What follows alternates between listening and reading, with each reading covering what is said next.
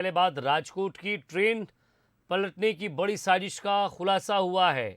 आपको बता दें कि ट्रेन पलटाने की कोशिश की यहाँ तैयारी चल रही थी। यूपी में बुलडोजर का बदला लेने की ये साजिश रची जा रही थी। तो गुजरात में ट्रेन पलटाने के लिए रेलवे ट्रैक पर पत्थरों का ढेर बिछा दिया गया था। तो राजकोट रेलवे पुलिस ने 2 आरोपियों को गिरफ्तार किया है। गुजरात एटीएस अब इनसे पूछताछ कर रही है।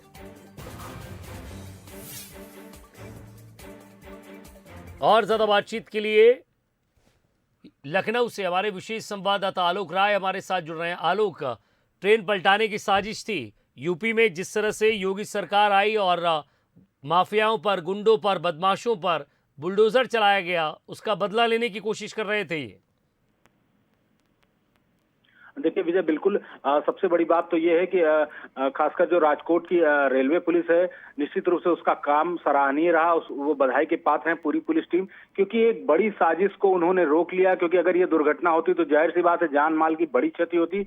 और रही बात जो बुलडोजर की है, जिस तरह से उत्तर प्रदेश सरकार लगातार माफियाओं के खिलाफ, अपराधियों के खिलाफ, दंगाइयों के खिलाफ कार्रवाई कर रही है, चाहे उनकी संपत्ति कुर्क कर रही है या फिर जो अवैध है उसको जो बुलडोजर से गिरा रही है, तो इसका लगातार देखा जाए तो एक तबका है जो इसके विरोध में है। हालांकि ये मामला अब सुप्रीम कोर्ट में भी पहुंच चुका है। सुप्रीम कोर्ट में लगातार इस पर सुनवाई हो रही है। सुप्रीम कोर्ट ने अब 29 जून की तारीख तय की है, इस पर सुनवाई होगी। जमीयत उलमा हिंद की तरफ से एक याचिका दायर की गई थी बुलडोजर एक्शन के खिलाफ कि यूपी में जो बुलडोजर की कार्रवाई हो रही है उसको रोका जाए। जबकि सरकार की तरफ से कहा गया है, उत्तर प्रदेश सरकार की तरफ से, जो बुलडोजर चल रहा है वो नियमों के अनुसार चल रहा है और बाकायदा सबको नोटिस दी गई थी। और इसके अलावा दंगाइयों पर जो कार्रवाई हो रही है वो अलग नियम से हो रही है, वो उसको जो है, और सरकार की तरफ से कहा गया कि जो जमीयत उलमा हिंद की जो याचिका है वो गलत है, वो दोनों मामलों को जोड़ रहे हैं। दंगाइयों का मामला अलग है, उसके खिलाफ जो कार्रवाई हो रही है वो अलग नियम से हो रही है, और जो अवैध निर्माण है वो अलग नियम से हो रही है। लेकिन जहां तक बुलडोजर के खिलाफ जो बदला लेने की बात जो सामने आ रही है, गुजरात से निश्चित रूप से एक बड़ी साजिश का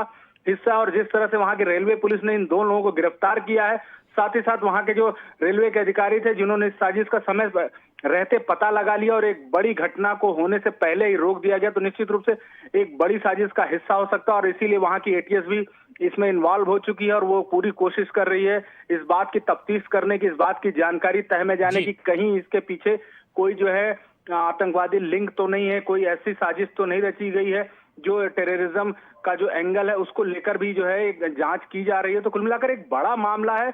और जिस तरह से उत्तर प्रदेश सरकार की कार्रवाई चल रही है, जाहिर सी बात है इससे वो लोग निश्चित रूप से परेशान हैं जो इसके खिलाफ हैं। क्योंकि तमाम ऐसे जो एंगल सामने आए हैं, चाहे वो कानपुर में जो घटनाएं हुई उसमें पीएफआई का लिंक सामने आया, कुछ लोग पकड़े भी गए, और उसमें भी जो है ये सामने आया कि बाहर से फंडिंग की गई थी। साथ ही साथ जो प्रयागराज में जिस तरह से पथराव और हिंसा हुआ नमाज के बाद, जो उसकी आड़ में जिस तरह से जो है शहर को जलाने का और सामाजिक सौहार्द बिगाड़ने का काम किया गया, तो उसमें तमाम एंगल पुलिस ने खोजे, तमाम एजेंसियां भी जांच कर रही हैं, ईडी भी जांच कर रही है, और उसमें पीएफआई का लिंक बाकायदा जो है आया, पुलिस ने भी उसका खुलासा किया। तो कुल मिलाकर कहीं ना कहीं एक बड़ी साजिश है। और निश्चित रूप से ये मामला जो अभी एक खबर है गुजरात की, और कहीं ना कहीं ये भी एक बड़ा साजिश का हिस्सा हो सकती है। और इसीलिए शायद इसमें एटीएस भी इन्वॉल्व हुई है ताकि उसकी तह में जाए और ये पता करे कि कहीं न कहीं ऐसा तो नहीं है कि इसके पीछे कहीं और से फंडिंग हो रही हो, पीएफआई या फिर कोई और ऐसी एजेंसी इसके पीछे हो जो प्रतिबंधित है और जो कहीं ना कहीं जो है ऐसे लोगों को फंडिंग कर रही हो, जो देश विरोधी काम कर रहे हों, जो देश विरोधी ताकतें हैं उनके संपर्क में हो। तो कुल मिलाकर कहीं ना कहीं गुजरात पुलिस की एक बड़ी कामयाबी रही है। जी शुक्रिया आलोक इस तमाम बातचीत के लिए।